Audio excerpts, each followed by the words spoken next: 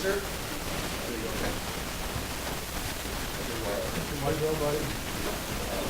All right. Very kind.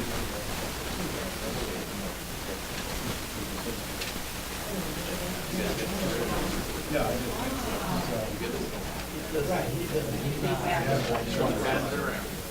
I'm going to reject it.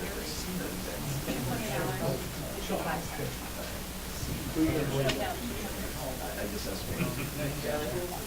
Yeah.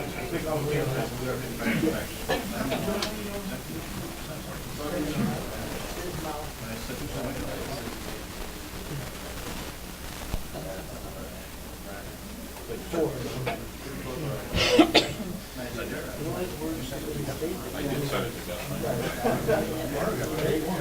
Unless you don't watch the video.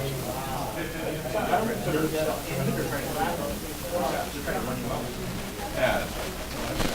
24.0.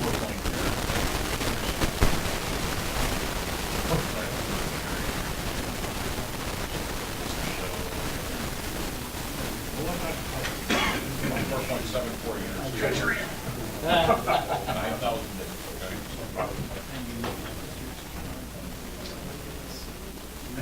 Back row, that's some.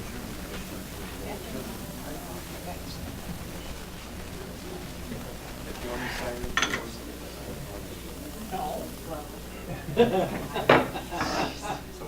it's like Florida boat. If I'd known you were going to do that, I didn't say it.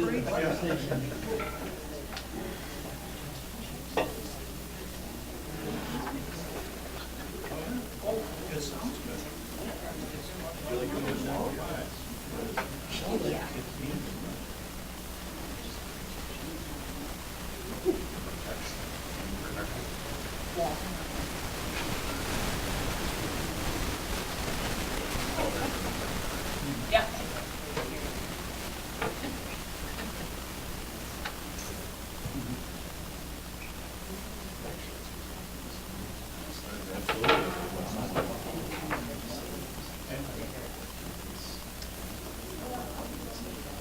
Don is coming, right? No. No, he's not. No. Oh. She said you'd send me here that everything's okay. Just stand there and look smart, everything will be taken care of. Pass it right on, Frank, pass it right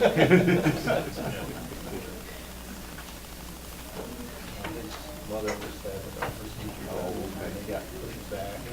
She was planning on it.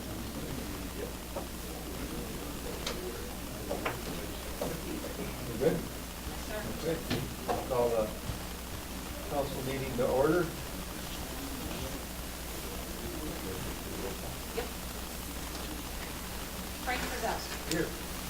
Brian Chapman. Joseph Clark. Here. Jessica Conklin. Here. Mark Sikora. Steve Tuck Jr. Here. Don Duval. Mel Horton. Here. Colin Colbert. Here. Alan Pinkus. Dr. Kellogg. Here. Henry Truesdale. Here. Bill Finn. Here. Rick Henry. Here. Al Lewis. Here. Al Williams. Tim That was a Marshall. shot at me. I'm sorry. I apologize. Tim Marshall. Devin McGinnis. Here. You like to fish, Al. Al Williams likes to fish. Okay. Dan Miller. Here. Kelly Miller. Jim Page. Lee Peterson. Dave Bremsher. Jeff Sweet. Terry Simon. Here. Mary Ann Teeter. Mike Conbecker.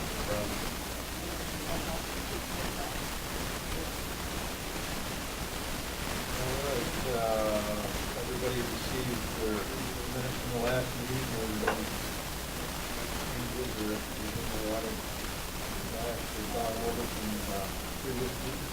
I'll make a motion to accept. Motion on the floor to accept. Second. All in favor? Aye. Those are approved. Corresponding, upcoming events kind of go together. There's only a couple here that we are brought up. One, the note of in May 21st, this year is our memorial service. That's during EMS week. We recognize all of our fallen in memorial service. Make sure that we have a good showing, and anybody that can make that ceremony at the Empire State Plaza. It's at 11, and that's on the 21st is the memorial service. Of course, EMS week is all that week. So I have a brochure. We haven't gotten one. I think they were sent out, but we have that information here also. And also, there is a trauma reach, which is this year in May 9th of 2019.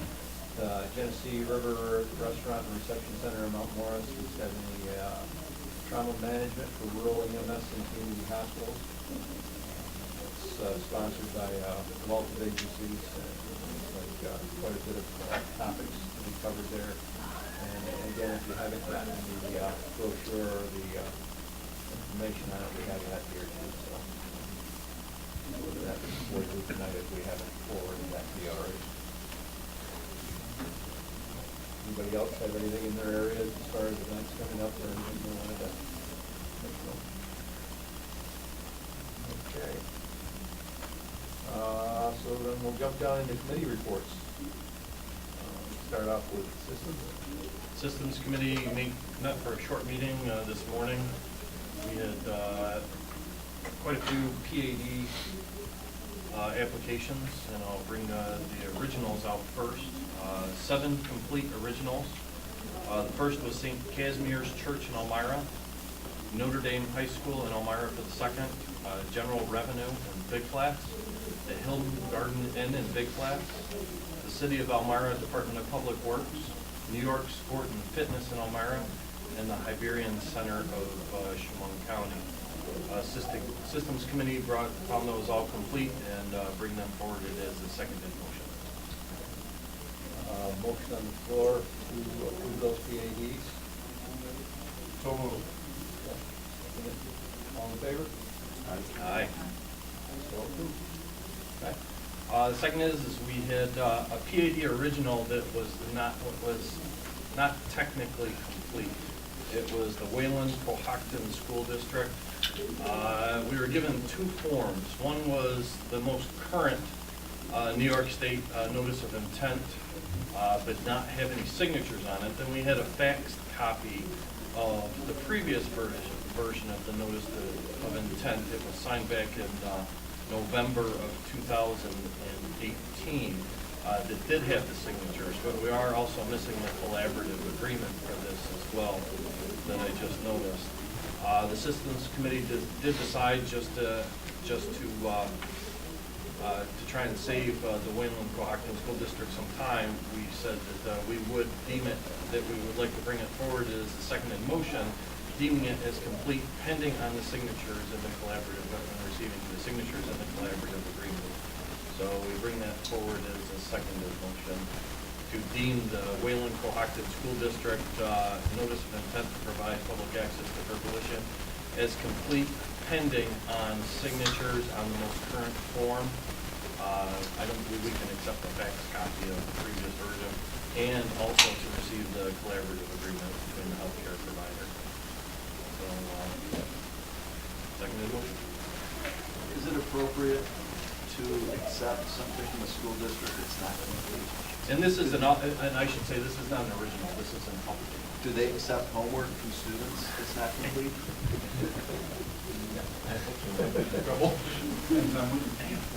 I mean, if we do not deem this as complete or vote on this tonight, it does nothing to their ability to provide public access to Percolation. They're going to continue to provide PAD under their previous collaborative agreement. So, I mean, it's not going to harm them if we send this back and it waits to the next meeting. So I have no issue in waiting until the next meeting to make sure that we have everything completed. We were just trying to be efficient. Maybe being efficient in this, in this particular situation may not be the most appropriate. Even that it's not a new one, and It's just an update.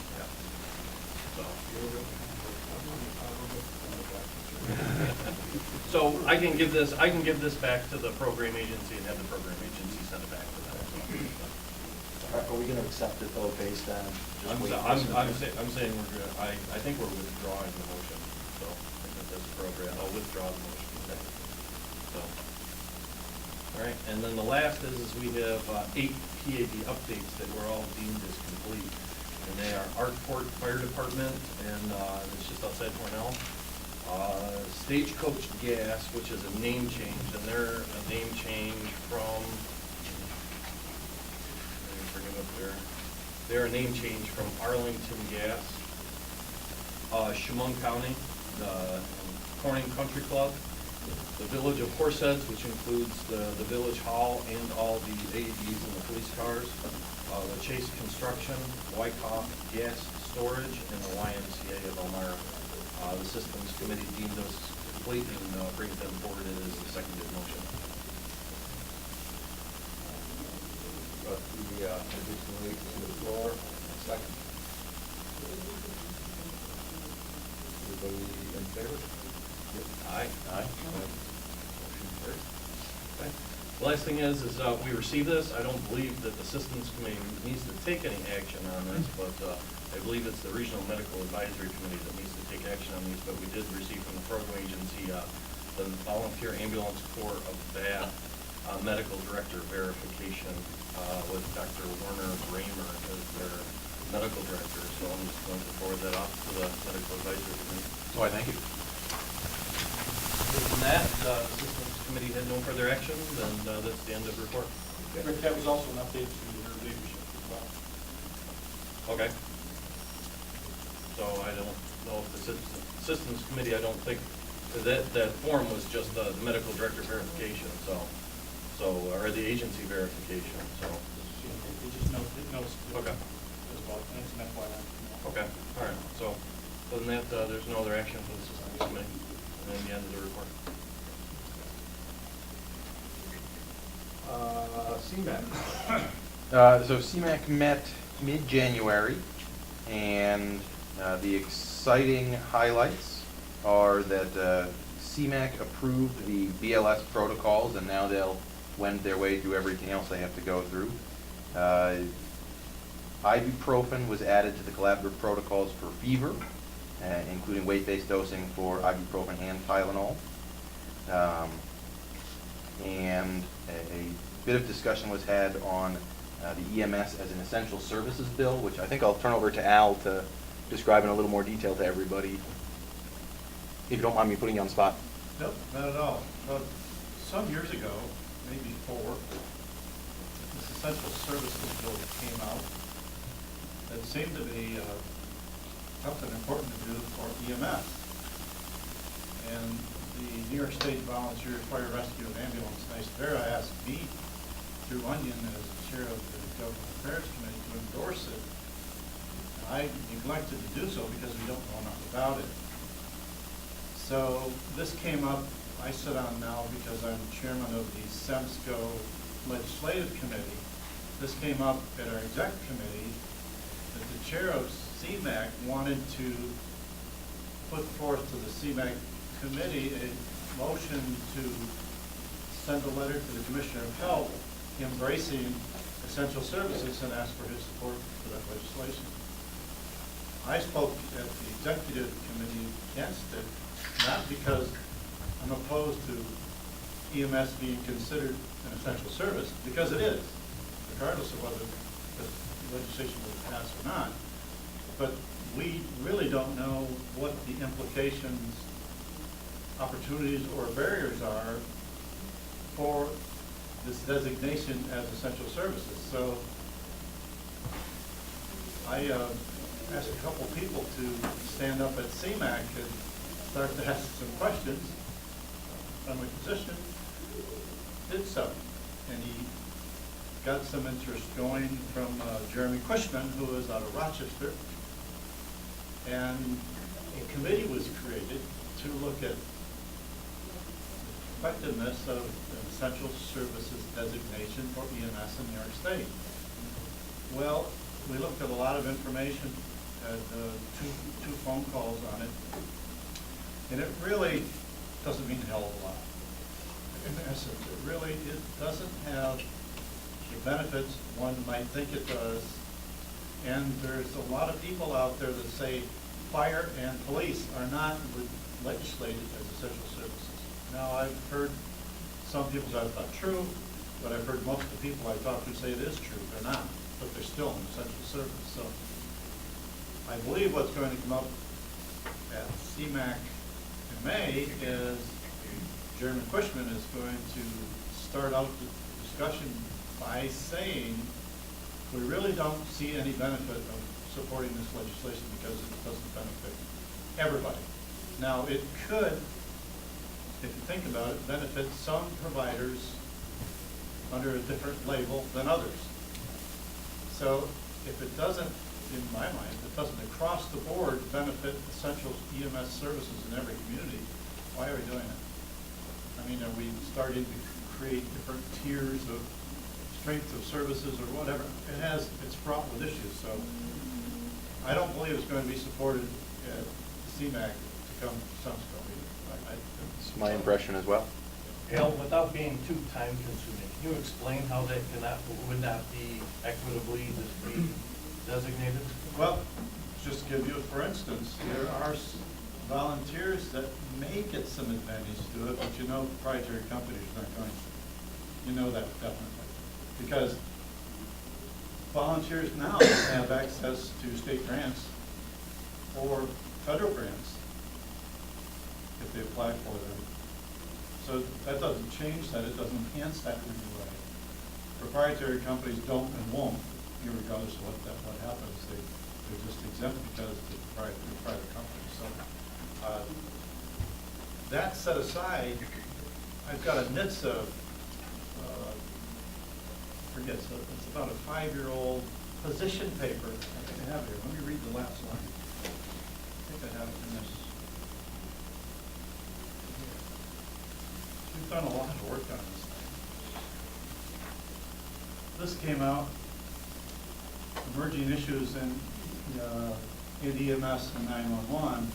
It was an analysis of pre-hospital emergency medical services as an essential service and as a public good in economic theory. So the last line, after all of this said and done here, find it quickly, take a lot of your time.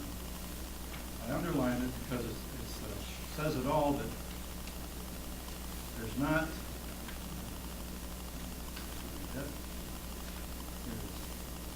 the conclusion to this long study, done by a lot of, the credentials of the people involved in this are amazing. The study found that no authoritative legal or policy definitions of essential service exist in the United States. There it is. So, I think it's talking a lot about nothing that's going to happen in my mind. Do you disagree? What you found? That's my understanding, that it doesn't mean much and potentially adds some inequality. Yes. That's, I don't know if I can answer any more questions, but that's the meat of it. Now, I do understand that, I don't know this for a fact, and maybe our state rep here can say it, but I think I believe the leadership at DOH really would like to see this happen, and maybe you can respond to that. Well, I'd certainly love to. I can tell you that I do not have a position from the State Department of Health on EMS as an essential service at this point, other than what was stated at the CMAC and the SEMSCO meetings relative to the concept of evaluating all of the positives and the potential cons and determining what is in the best interest of EMS as a whole across the entire state of New York.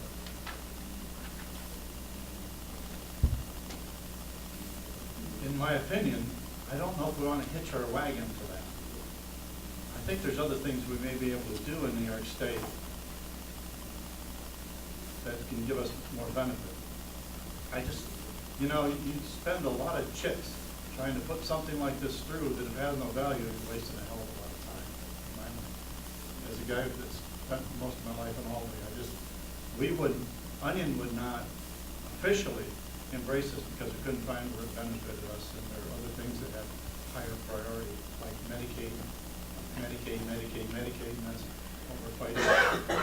Keep those dollars flowing to EMS. And I'd like to, Frank, if I could, I'd like to talk about that before this meeting concludes. Thank you, I'm sorry it takes a while. No, thanks. Thanks for the input. That was it for CMAC. That was it? SEMSCO? Okay, all together. STREMAC. I think the high points of the STREMAC meeting, number one, we updated our bylaws as we are required to by the council every couple of years. And number two, we passed our credentialing policy update, which Mike, can you make sure that that's distributed to everybody in this room? And I think people can review it on your own time and email me with comments or questions. But yes. I'm sorry, you passed it? Yes. Okay, so comments and questions really don't mean anything? Well, I would still welcome them. Okay, but it's still gonna happen? It is, from our point of view, going to happen, yes. It's your call. Yes.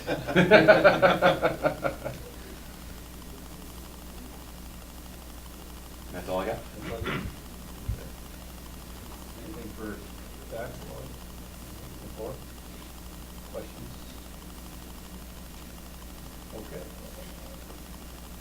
Training and education, the only thing we really got moving forward is we're still looking at systems for different LMS systems, and maybe, Mike, you could speak a little bit about the next week.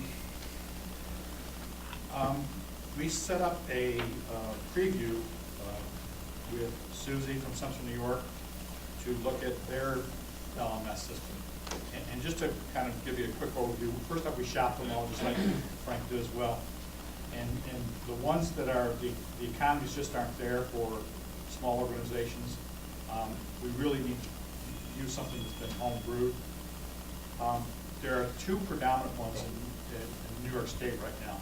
One is Collaboration CipherWorks. That's the one that's Melrose uses. So if any of you are involved in the Melrose one, get your education from them. It's the same thing. If you go to the Melrose website, you can log in. It takes you to a different back office, and in that back office, that houses a lot of content. Dr. Cushman has put they do a lot of their protocol updates and things of that nature back there. That's all housed back there. Their testing for example, for the collaboratives is sitting back there. It also warehouses all your CMEs. So if anyone does any education, it collects all that back there. And it's also, they use it for a central point for credentialing. That's where, for example, Dr. Kellogg or Dr. Morrow or whoever the doctor is could go in and see what particular providers are credentialed at that time. It warehouses all that stuff in the back office. The front is skinned over with the region. Now the ones Susie offers, they built themselves. The Collaboration, back to that one, the Melrose one, they're sort of expensive.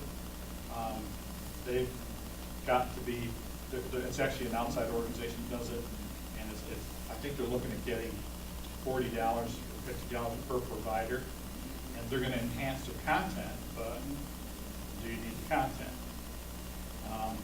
The Central New York one, Susie built that several years ago and got it up and running, and now she's sharing that with, I think there's 3 others, ARAMs, Mid-Hudson, and I think folks way up north all use that. It's essentially the same thing. It'll be skinned over. The front will say, you know, whatever you want to say, STREMS Council, and there'll be a little place to click, and then it'll take you, won't take you to any of your content you have there now. It'll take you over to something else, and there a provider would need to register, and it gives you all these options to, you know, view content, store your CMEs. In addition, Susie has an agreement with EMS One, where she's got a pretty good, they have a pretty good, able to get a pretty good amount of providers on that. So I think she's getting EMS One for $30, $40 per person. And that also filters through there and collects that information. So there's value to it to the individual agencies who would like to take advantage of that economy of scale. But the big thing for the council and for, you know, STREMAC is they can deliver content there. Like for example, when the BLS protocols roll out, there should be a central point to distribute that. If Dr. Keller wants to deliver any sort of speech, presentation on that, cover any hot topics that are involved in that, and if you decide you want to do some sort of test, quiz, assessment, you know, that could all be housed back there. The option she's presented is, and it's actually it's a bargain. I believe she says it's $3,000 total, and they're willing to take it in 2-year increments, $1,500, $1,500. That gets you onto the platform. After that, if there is any expenses, updates to back office, things of that nature, all 5 regions would share the expense. Kind of like we do with the protocol app. We paid something up front for the protocol app. Now, if they do anything dramatic to it, Susie sends out a bill, and I think the last time our bill was $21 or something like that. It was something crazy. So she splits that up among 5 regions. It's essentially, you know, buying with economies of scale. It gives you the similar features. It's not terribly robust. It'll be as robust as the region wants to build it. And that's driven by the content that you put behind it. They manage the thing, they do everything. If we have issues, we call the developer to that, and they take care of that sort of thing. And she's going to do a demo on that Thursday the 21st at 11 a.m. We're set up to, with the screen and all that, she's going to kind of show us front office, back office to that. She's going to try to make a call-in option. I'm not sure how well that'll work for somebody who wants to see what she's doing, but that'll be available in our office on that day.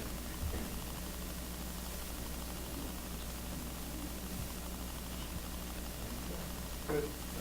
And I know we've been looking at that, we hear more and more, especially in the rural areas, for core content isn't a problem for them getting to classes and stuff, but it seems to be the CMEs, the follow-ups, the updates, and keeping fresh with any updates out there. It's gotten a lot easier since our website's been up. The information is shared across that. We're more and more robust with the forms and things that these agencies were constantly looking for. I get phone calls, where do I find this, where do I find that? And you kind of gauge them onto the state website or whatever website they had to get different things. And that's a little bit of slowed up since the website has been there, because they've got information contacts and they've got email addresses to contact people from the different committees and stuff if they have a question, and that's been really working out well. It's since the build of that website. So if it is true, and those are the figures that she's talking about to start up, I mean, even as a startup platform, it definitely sounds like something that would definitely enhance the training and education. And then any new updates, such as credentialing or anything that comes out, you've got a form to get it right out to these agencies, even in the farthest rural area, are going to see the newest and the best of the updates. So if it's, like I always say, it's too good to be true unless you see it, but we'll see. Because everything, and that I've reached has been big bucks, big money that they want for them platforms. I mean, I can distribute the names of the other regions that are using it if anybody wants to, talk with them. Susie actually owns, Central New York owns the platform and shares it. And by the way, this arrangement we were speaking of was already blessed by the Department of Health for the expenditure, and of course they, short of endorsing, approved of that platform. And it's independent, to be clear, it's independent of the website you have right now. You would put a link on your website to register. If anybody wants, just take a peek at the Melrose website, and there's a register sort of thing there. At one time, that was an open platform for anybody to enroll, and I'm enrolled on the Cyberwoods department. I think they closed it down because they were paying for too many people. Cyberwoods used to sell in blocks, they can sell blocks now, some individuals. So if anybody, I know Johnny, I think it's on Cyberwoods. Anybody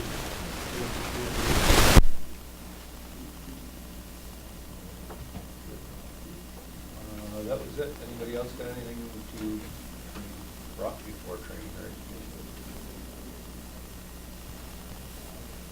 Okay. Public information. Not much going on. We'll be getting on the website, the EMS awards application. We can get the coordinators for the town to get that up. Area agency, that would be great to get that stuff down there and get it back to us. Other than that, that's it, unless anybody else has any. One thing Donnie mentioned to me, well, now we have two things. One, you need a new stand. Does that have to be approved from council? That's mentioned.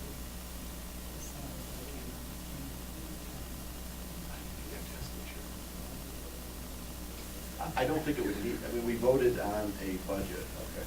for TAC, and we're still below that, so. Because No one has a. it was in pieces tonight, and it's been working out well, and again, it's another piece of equipment that's working real well for the committee, so. It was borrowed at the enforcer game. Okay. Is that what it was? Okay.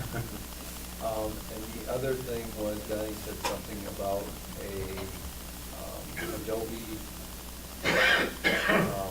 We kinda got around that with the scan.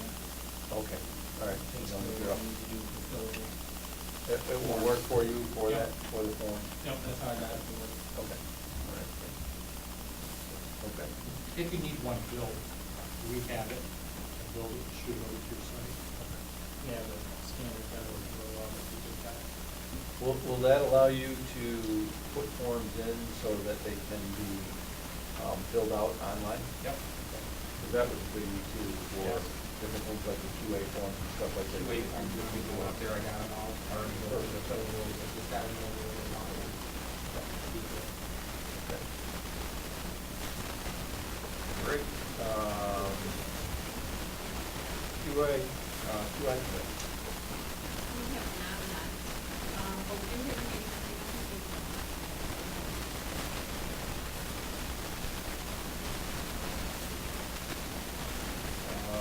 Finance committee.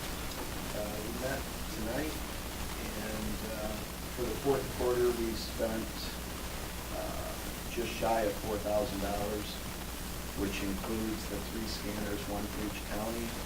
It includes the ThinkPad and accessories that had to come with that, software, so forth. We were authorized $3,000 for all the tech stuff, and we spent just over $2,500. So everything is up and running. The scanners, I believe you're going to take one for Steuben County, and Phil's got one for Schuyler County. The one for Chemung County is up and running already, so if anybody needs to scan anything. And what it does, it drops it right into a Dropbox for the council, so it makes it quick. We have several seconded motions. The first one is with Dr. Morrow retiring after a very long time on the STREMS Act and being the medical director for most of the county, as I understand it. It was brought to our attention that maybe the STREMS Act needs to be taken off the dairy board and just a flash. The motion was seconded as far as to allow that to come out, take place. I checked with Mike, he said that the state is okay with this type of expenditure. We do have the money. All right, we'll go crazy. 2 fries for everybody. But that was a seconded motion. That second motion out to the floor. Any opposed?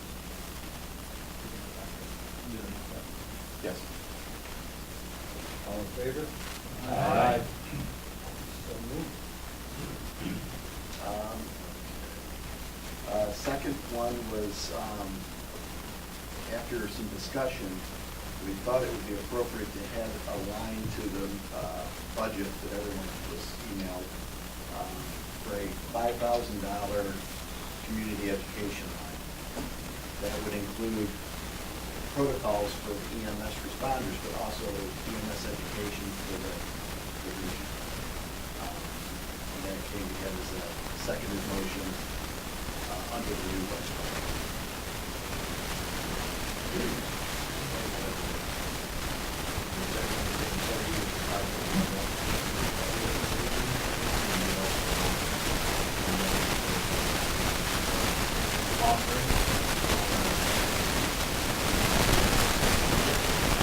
What we're looking at, again, is the line item, but we're looking at either television or radio announcements on signs and symptoms of strokes, heart attacks, and so forth. But out of that budget would also come, if there was a protocol update, it would come out of that budget also. Does all the stop the bleed stuff fall under that line item as well? It can be included, but that's still everything. So you're saying it's for public education, not for the library? No, well, we are part of the public, Understand so that. it would also include us. But you're not planning on training the providers of the region by doing public service? It helps them. I'm not gonna limit it, so. So, but again, that's what it was set up for, and actually, we just came up with that tonight, so it was not a great deal of thought.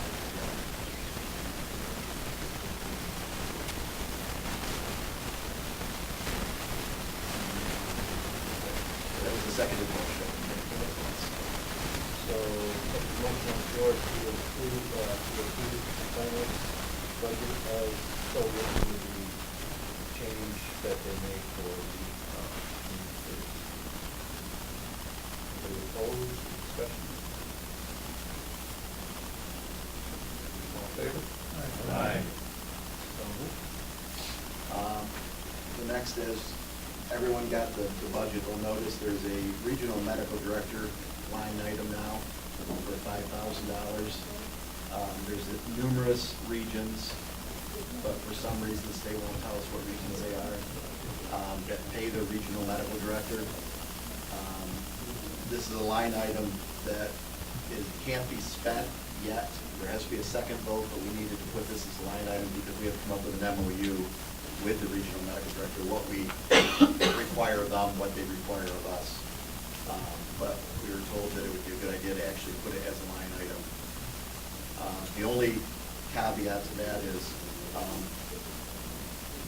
the STREMAC chair cannot be the regional medical director, but the person that is the STREMAC chair can also be the regional medical director. They just wear two hats. And they would not be an employee, they'd be an independent contractor. So what you're saying is this by default, not every regional medical, not every STREMAC chair is going to be the regional medical director. But someone who is the regional medical director could also be the STREMAC chair. Right.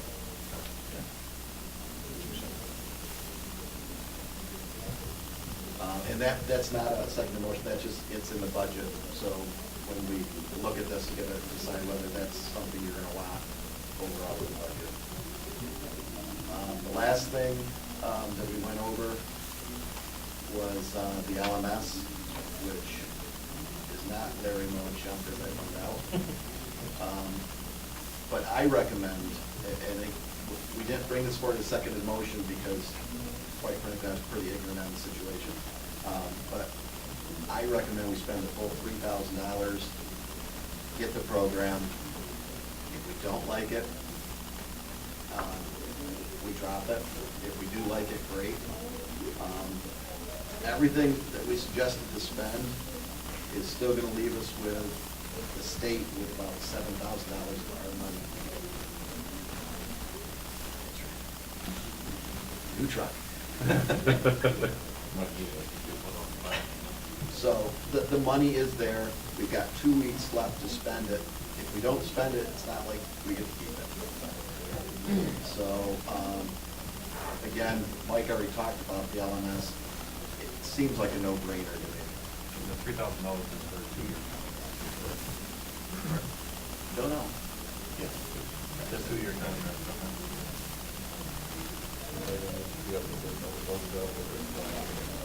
Actually, it's not, it's ongoing. If you're gonna borrow anything, you borrow, you just don't pay your assessments, okay? So something, like a year, next year, there could be an assessment. If she does something, shares that off, we could have to pay $50, $100. So the $3,000 is the original buy-in?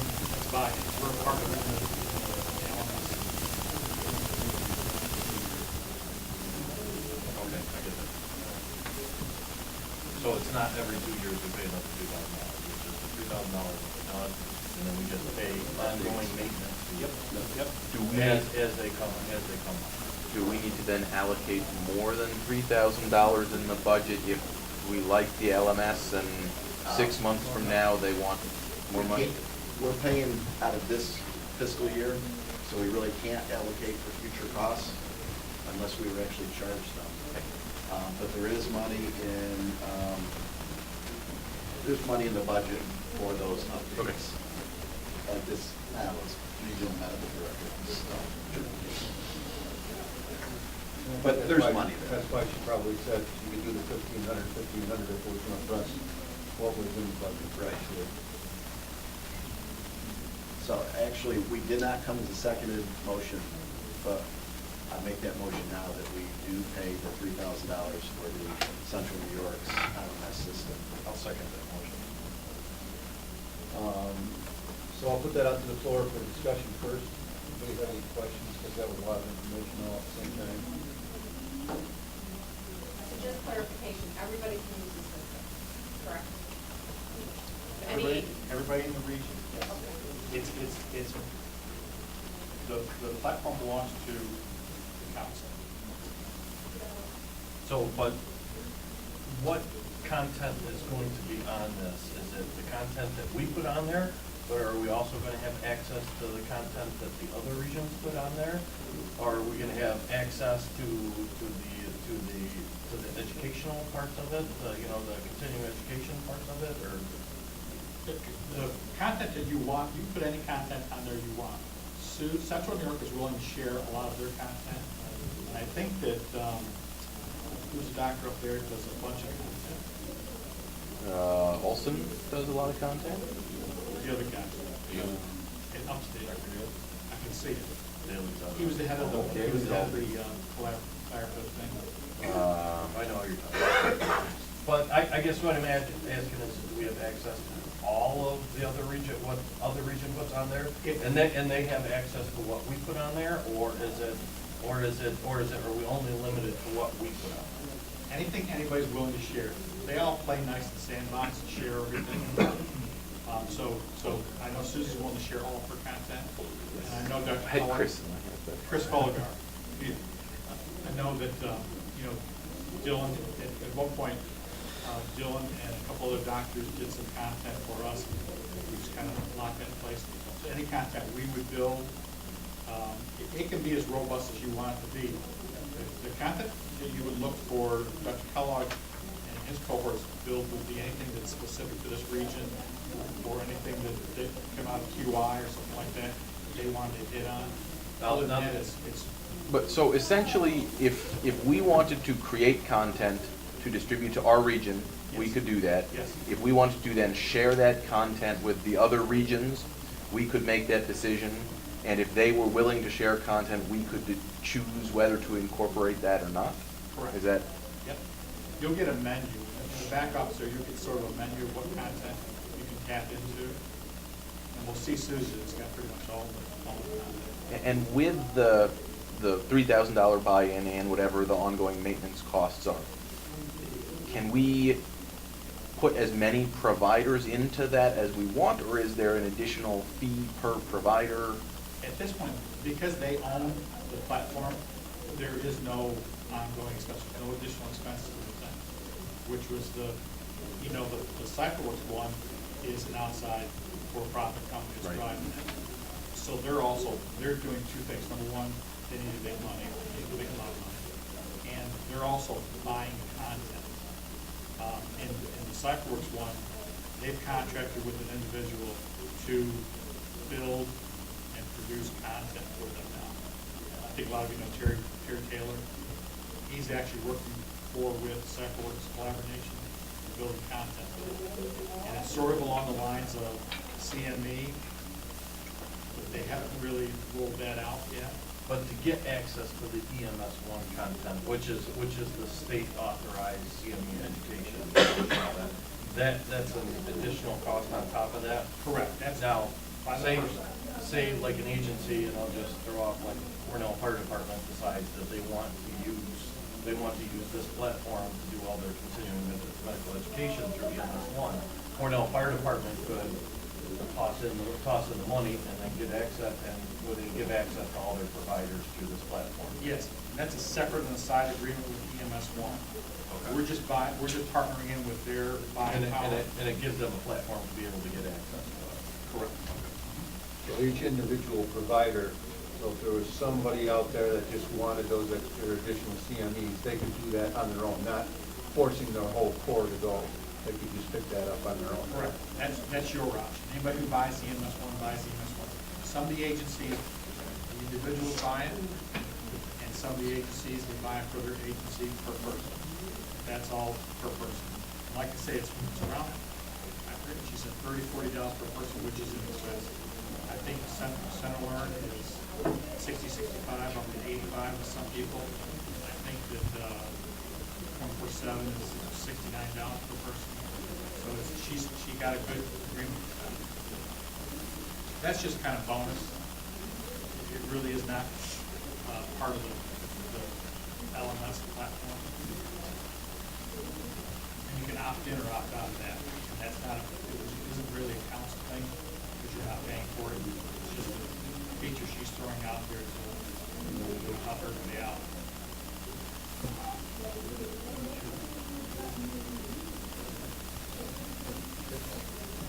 So, any further discussion of that?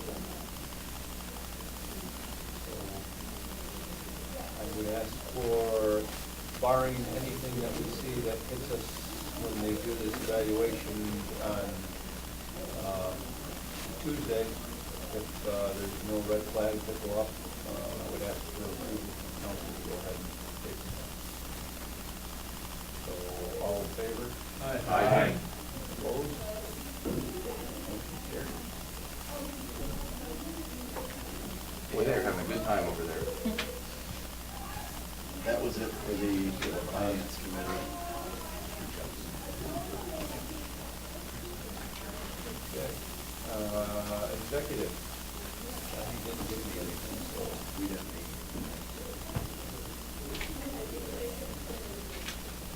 all right. Old business? Anybody have any old business to bring up or anything?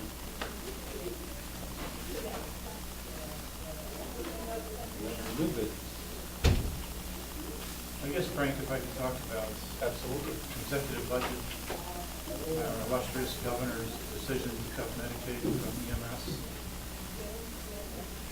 Onion did a survey with Onion members, what the crossovers for Medicare, Medicaid eligible patients cost.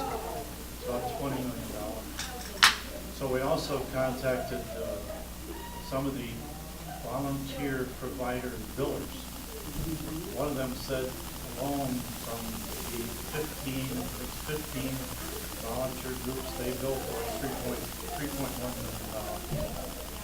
So when you think about those losses for the volunteers and for proprietary companies, there's no way to absorb or replace those dollars.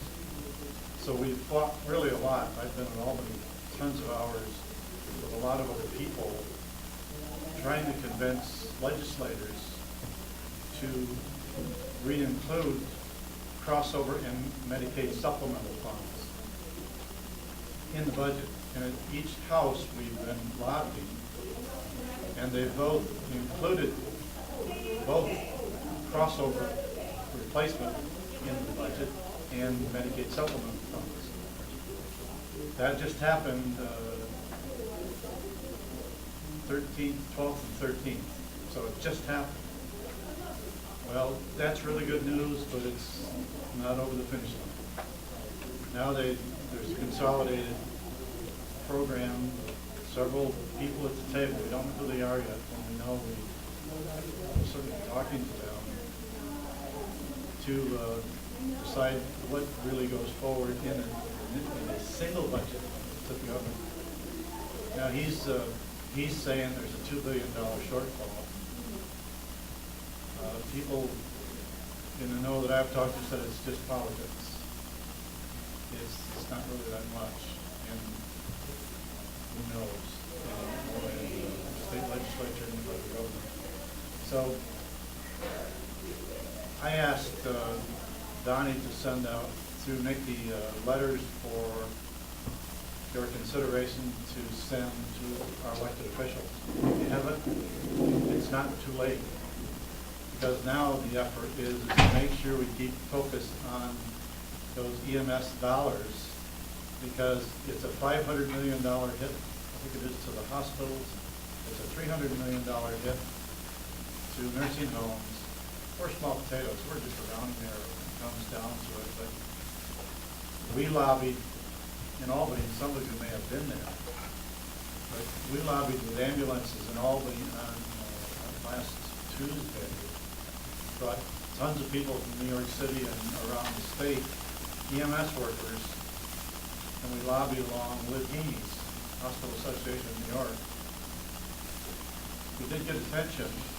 Haney's was very appreciative that we were there to not only lobby with them to hopefully get these funds returned to the budget, but they also understand that our companies have to cut staff and cut ambulances.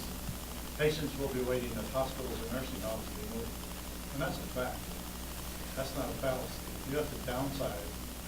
I talked to some people that have companies in the north end of the state, small companies, and they said, this means I have to chop an ambulance off. This means that I can't move patients. I think I can cover a 911 call, but I can't move hospital and nursing home patients sufficiently. That's money. That's money to the hospital system and to the nursing home system. Dr. Kellogg can attest to that. You've got to move your patients. You've got to empty your bed because it's going to be filled damn shortly. So I encourage you, if you haven't talked to your legislator, please do. Frankly, I know you guys are really concerned up there. Seems to be somebody told me that you can lose a lot of money over this. It's a handshake agreement too, like you said. It affects not only us, but it affects the hospital. It's going to daisy chain the whole work. Absolutely. It's already slowed up with this thing he's already created with this new hospital model with these downsizing of the community hospitals and what's funded and what's not. Sure. When they took that out, that relies on these transports to happen. These transports don't happen, they're backed up, the ERs are backed up, the receiving hospitals are backed up, and quite frankly, like you said, some of these smaller districts and ambulance corps they're just gonna be put out of business. Yeah. And if they're not there to transport, they're not there for a 911 call either. And we can't expand. It's like a rubber band. We have expanded the EMS system as much as we can to help each other. We're at capacity, and if this comes to pass and we lose all of this money, their capacity's gone, and so is any possible redundancy we can have. I'm concerned. I represent 28 proprietary companies as chairman of our legislative committee in Albany. I know some of these small companies will not survive this. They will not survive this because they don't have, we're being bled by Medicare, we're being bled by Medicaid, and the non-payers and these damn ACA metal levels that have these high deductibles, we're not being paid because of those. So it's an impossible system to work in right now. And I'm not sure what's going to happen if these funds aren't returned to both the hospitals, nursing homes, and EMS. Write letters, talk to somebody. If we remain silent, they'll say, oh, well, we don't care. We can absorb this. We can't. Can't absorb it, can't replace it. And we can't raise rates to get it because 50 to 60 to 80% of our business is through the government. You can't raise your rates to the government. They won't let you. stand up and be heard. And thanks, Nikki, for sending all that stuff out. I know it was a lot. Probably some people didn't get a chance to read it, but it's really important information to be, this is our system. We've worked at it, creating, I think, a really workable system in Steuben County and most of New York State for 50 years. And we'll take a 20-year step back in time if this thing isn't turned around.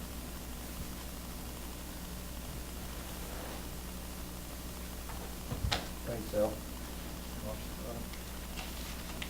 Hopefully, the letters that went out, and I know we had quite a campaign on our end, and I talked to the mayor and about some of the cutbacks, and it just seems like we just keep getting hit after hit after hit. And like you say, it's we're doing more of a paper shuffle these days, trying to get payments on stuff that your I's aren't dotted and your T's aren't crossed, so we're not going to pay. And we spend more time doing that than we do actually treating patients anymore.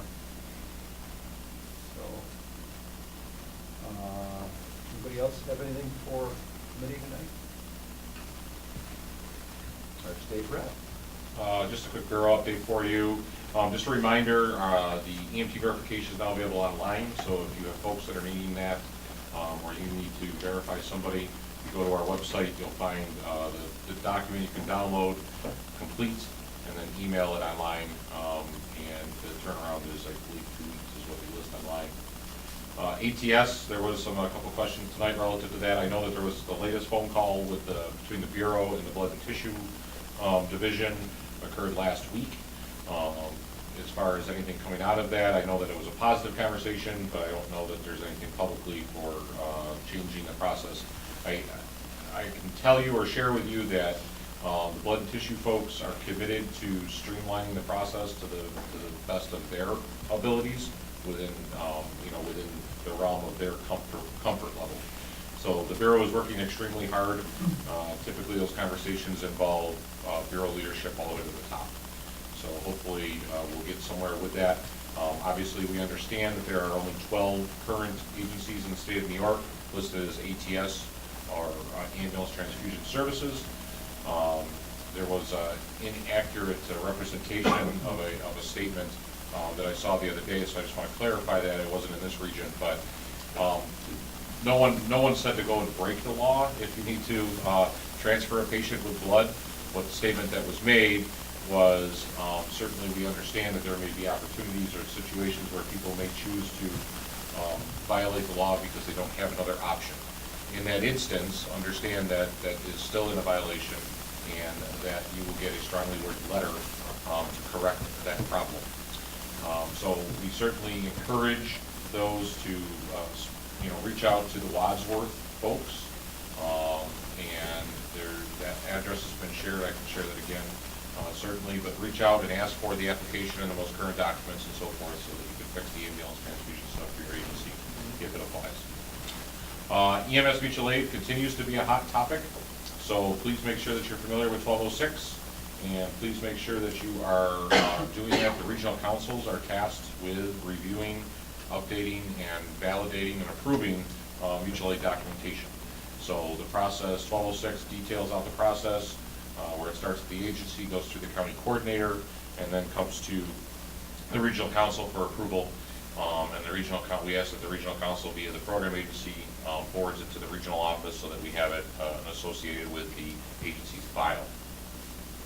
As far as Part 80 reporting is concerned, for those that have controlled substances, we continue to ask that you send your hard copies of your reporting documentation to the central office and digitally scan that document prior to submission to the regional office. So that would be to my email is fine, so that we can put that into your file.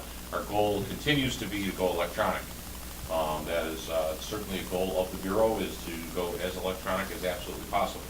With that being said, I am proud to say, as you see my iPad in a box here, just to keep it safe because I don't want to break it, taxpayer dollars there, but we will be going live next week with MobiTask, which is the online app-driven program that we utilize for inspections now. So if you may have had an opportunity to receive a spot inspection or maybe a full service inspection from one of our division investigators, field investigators, and they may have been using this item that's been in beta testing for the last couple of months. It'll be going out live next week.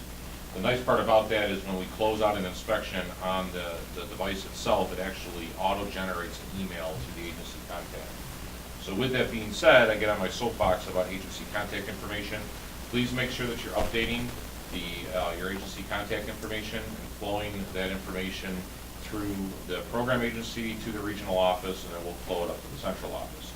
The problem that we often see is sometimes it goes straight to the central office and we don't get it, it doesn't cycle its way back down through, not that that's done purposely, but we want to make sure that we have the right agency contact information for your agency, so that we're not sending, maybe a correction, needed situation to somebody that no longer exists or somewhere along those lines. We continue to encourage agency emails versus individualized emails for your agency updates. Please make sure that when you do your renewal paperwork, that you are looking it over and making sure that you're approved for the things you're checking the boxes on.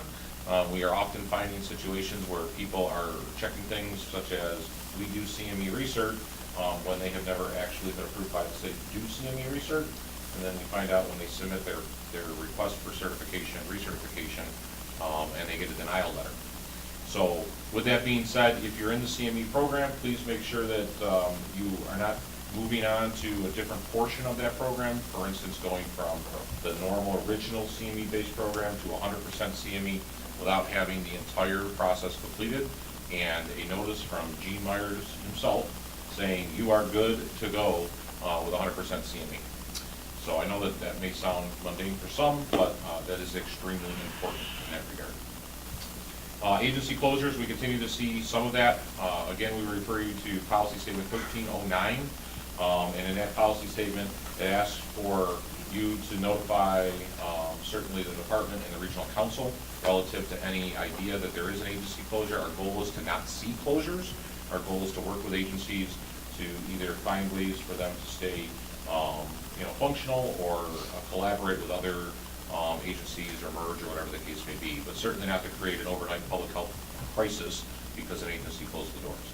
So if you are aware of any, there has been a few that have been shared my way from certainly this region, so thank you to those that have. If you are aware of agencies that are struggling on the verge of one person breaks their leg and almost all of a sudden that agency is going to close, please let me know so that we can start to work with them and try to stop a potential crisis from occurring. We are well aware that obviously EMS is a struggle in a lot of communities, and our goal is to try to work with these communities to make sure that we keep EMS certainly an available service for many years to come. On a positive note, this Department of Health created a Facebook group, so if you are into social media, check us out on Facebook, and it's an opportunity for folks to share different things. Many of the program agencies and regional councils have been sharing items. The group, it takes a little bit to search for, so I'll make sure Nikki has it clearly, but it is NYSDOH-New York State Health Department -EMS Community. And you have to be approved into that group. Once you do, it's an opportunity to share stuff back and forth. There's a lot of good information that gets put across there. We are continuing to accept suggestions and ideas for 824 revision. That's the equipment standard for ambulance services. So if you have any suggestions, please feel free to pass them along. A reminder, obviously EMS Week is coming up in May. On Sunday of EMS Week, to kick off EMS Week, the Bureau Director, Ryan Greenberg's hope is that all agencies will embrace a community concept and spend the day going out into the community and trying to show the community who we are. And stopping by, shaking hands, all that kind of stuff, and do community-based events to basically show the community this is who we are, and maybe that will help us with not only recruitment efforts, but certainly all the other efforts that Mr. Lewis was certainly speaking of, and such. EMS Memorial is on the 21st. Thank you for plugging that, Frank. Appreciate that. That is a big deal. We will be adding some names yet again to the EMS Memorial this year, and that is very sad and unfortunate. And I know that the families are very, very blessed and take it certainly to heart when they're able to see folks come out and support that. So we certainly encourage folks, if you're interested, Please follow back up on the flyer. It tells you to follow up with Valerie. So follow up with Valerie and register, and you can bring your ambulance out. We'll put it right up on the plaza, right in front of everything there. So it's a great opportunity. And last but not least is EMS awards. So obviously, we certainly spend a lot of time providing constructive feedback and constructive criticism to folks, but one of the things we don't do a good job in our business is recognizing folks and giving positive feedback. So the EMS awards is an opportunity for us to get positive feedback. For the state position is we need those award submissions from the regional council level by May 1st. So consider your meeting dates and all that type of stuff. Hopefully, you guys can put some good quality names forward on those and have an opportunity to be selected amongst the folks from the subscope. It's a great way to recognize your people, and it's a great way to recognize EMS in general. It's also an opportunity, quite frankly, for publicity back in your hometowns and such, especially if you're trying to drum up support. So certainly, if you have that opportunity, please make that happen, and that's awesome. With that being said, I continue to be welcomed with open arms. No one has dug a big hole yet or thrown me off into the canal, so I appreciate that. We are certainly here. If you need anything, please don't hesitate to reach out, and I am continue to be very very blessed to work with all of you. So thank you. Thank you. I've been down to visit us a couple times and tried out his new pads on our inspection. Some officers, and given us some great ideas and some stuff moving forward that's on the light. So it's always nice to have that outside eye looking in to tell you and make suggestions for you, so we're heading in the right direction. So welcome them and use them. Anything else you brought before council tonight? Okay, with that, I move forward for motion for adjournment. So moved. Sir. So you can be as careless as you want with that. No, hopefully.